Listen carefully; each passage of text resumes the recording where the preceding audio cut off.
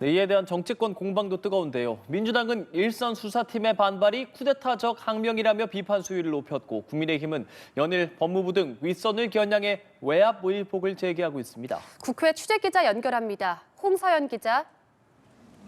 네, 대장동 사건 항소 포기를 둘러싼 여야 공세가 점점 거칠어지고 있습니다.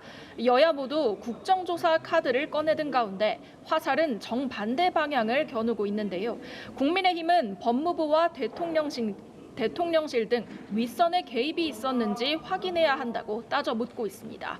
국민의힘 장동혁 대표는 오전 회의에서 단군 이래 최악의 수사 외압이자 재판 외압이라며 명백한 직권 남용이자 탄핵 사유라고 강하게 비판했는데요. 국정조사와 특검을 거듭 요구하며 그 끝은 탄핵일 것이라고 거듭 주장했습니다. 정성호 법무부 장관을 향해서도 이 대통령의 아바타라며 항소 포기 외압 작전을 직접 지휘한 것이라고 비판했습니다. 반면 민주당은 윗선 개입 의혹을 일축하며 항소 포기에 반발한 일선 수사팀을 겨냥해 쿠데타적 항명이라고 목소리를 높였습니다.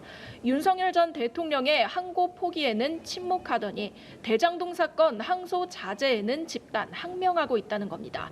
민주당은 대장동과 대북 송금 사건 불법 수사 의혹을 들여다보겠다며 국정조사와 청문회, 상설특검 카드를 검토하고 있는데요.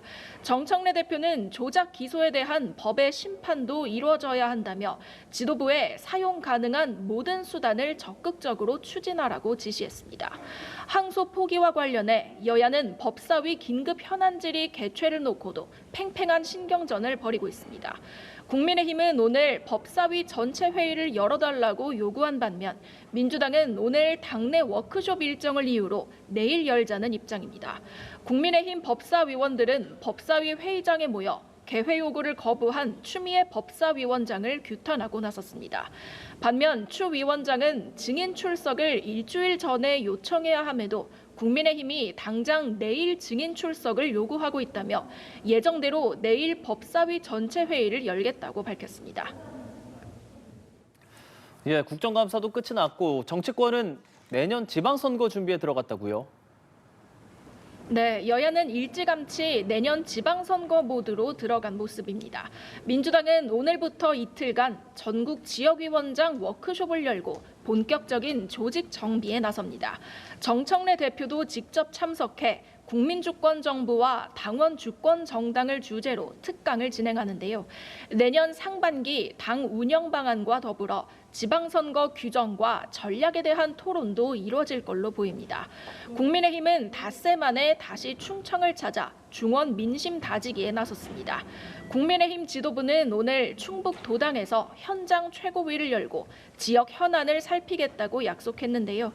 조금 전 청주국제공항에 도착한 지도부는 현장을 시찰하고 공항 활성화 방안을 논의할 예정입니다.